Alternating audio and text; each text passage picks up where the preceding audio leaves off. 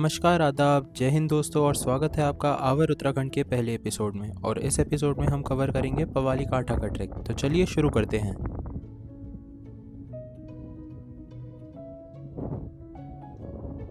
तो चलिए दोस्तों, पहले दिन की शुरुआत करते हैं और आज हम कवर करेंगे 9 किलोमीटर की दूरी खुत्तू बिलांग से गुआन मांडा तक। तो चलिए दोस्तों, अब हम चलते हैं खुत्तू शहर की तरफ से गुआन मांडा की ओर।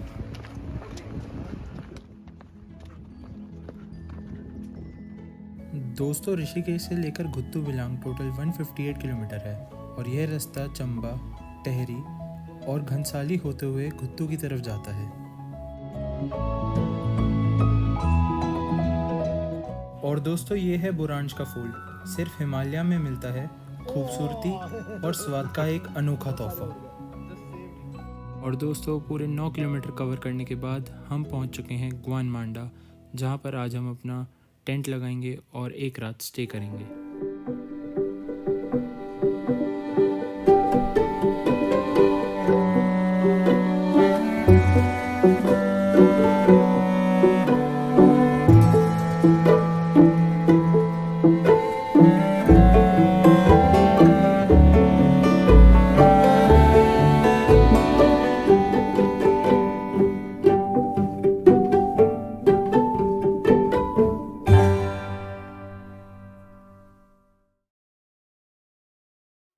स्वागत है आप सभी का दोस्तों दूसरे दिन पर। और आज हमारा सफ़र रहेगा गुआन मांडा से पवाली काठा तक। तो चलिए शुरू करते हैं।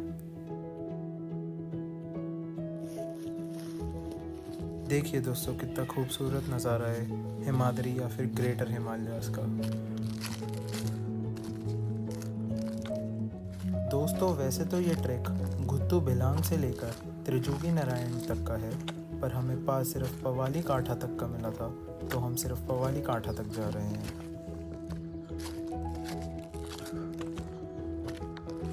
दोस्तों, खुत्तू बिलांग से त्रिजुगी नारायण तक का ये ट्रैक एक सिंपल पहाड़ी रास्ता नहीं था। ये एक पुराना भक्ति से जुड़ा हुआ पिलग्रिमेज रूट था, जिसे यूज़ किया जाता था उन लोगों के द्वारा जो गंगोत्री जी से केदारनाथ जी जा रहे होते थे। ये उन दिनों की बात है जब लोगों के पास ना गाड़ियाँ थी, ना शॉर्टकट रास्ते, सिर्फ श्रद्धा थी और कुछ कठिन रास्ते, जहाँ हर कदम पर प्रकृति का एक अलग ही रूप मिलता था। खुत्तू बिलांग एक छोटा सुकून भरा गांव और त्रिजुगी नारायण एक पवित्र स्थल, जहाँ के बारे में माना जाता है कि यहीं शिवजी और पार्वती जी का विवाह हुआ था। इस ट्रैक में थकान नहीं होती है तो एक स्पिरिचुअल जर्नी, जिसमें हर मोड़ पर भक्ति की एक कहानी मिलती है। यह सफ़र उन यादों को जिंदा करता है जो लोग श्रद्धा के साथ बिना किसी सुविधा के बस अपने मन के विश्वास पे चलते रहते थे।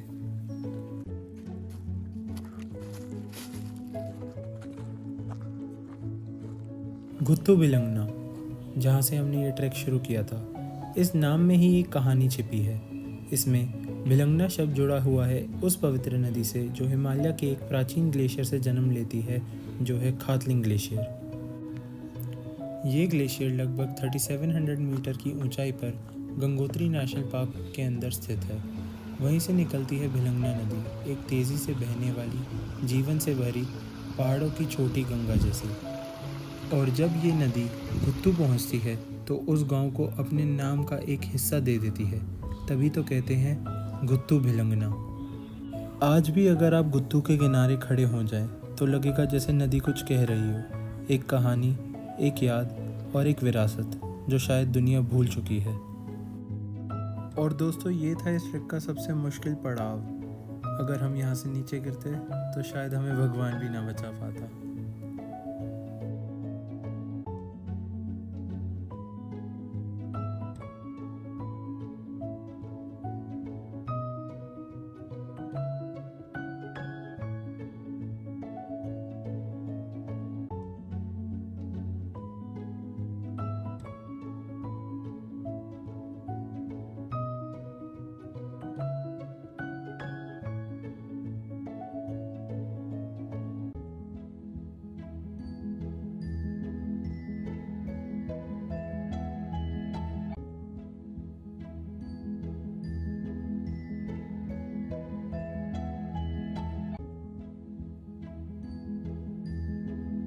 तो दोस्तों फाइनली पूरे 9 किलोमीटर कवर करने के बाद हम पहुंच गए अपने फाइनल डेस्टिनेशन पे, जो है पवाली कांठा।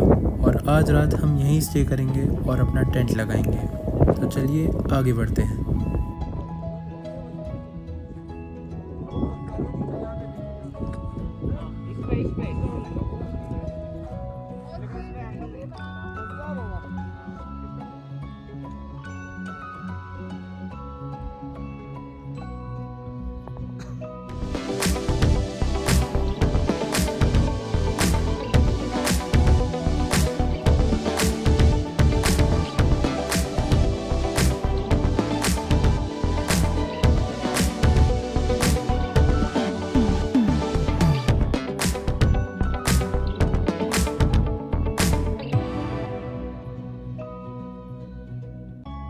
तो दोस्तों टेंट लगाने के बाद हम पवाली एक्सप्लोर करने चले गए। इस ट्रैक में मैंने काफ़ी जगह जानवरों के कंकाल देखे थे, शायद पुराने शिकार के निशान।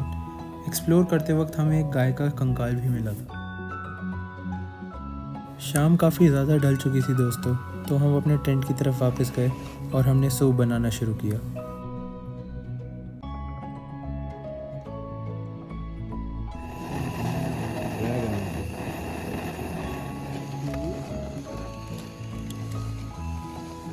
Try to reach people at high level. Your best assessment. तो दोस्तों गर्मा गर्म सूप पीने के बाद हमने अपना रात का खाना बनाना शुरू किया, जिसमें हमने बनाया दाल और चावल। हो गया।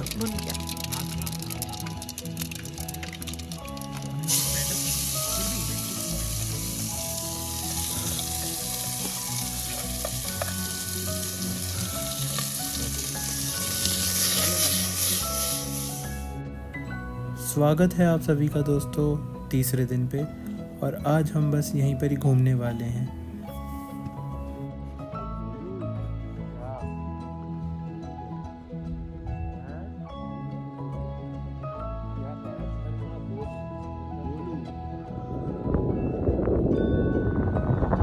दोस्तों हमें यहाँ से काफ़ी ज़्यादा पीक दिखे, जैसे कि थलाय सागर, चौखंबा, नंदा देवी, केदारनाथ डोम और अन्य।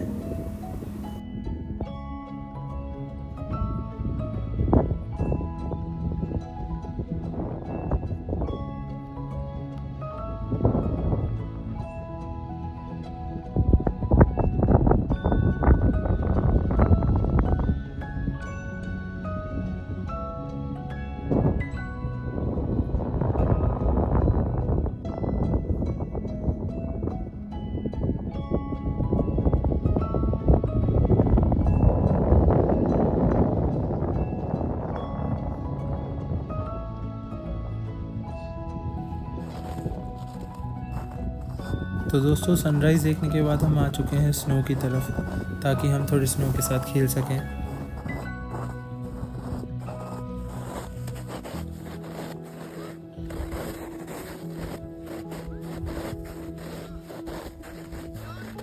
दोस्तों हम सब ने सोचा कि हम स्नो के ऊपर स्लाइड करेंगे,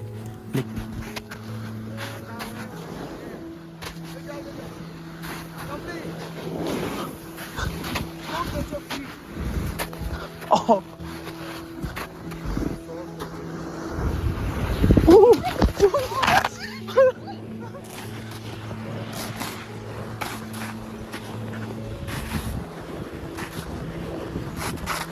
Sir!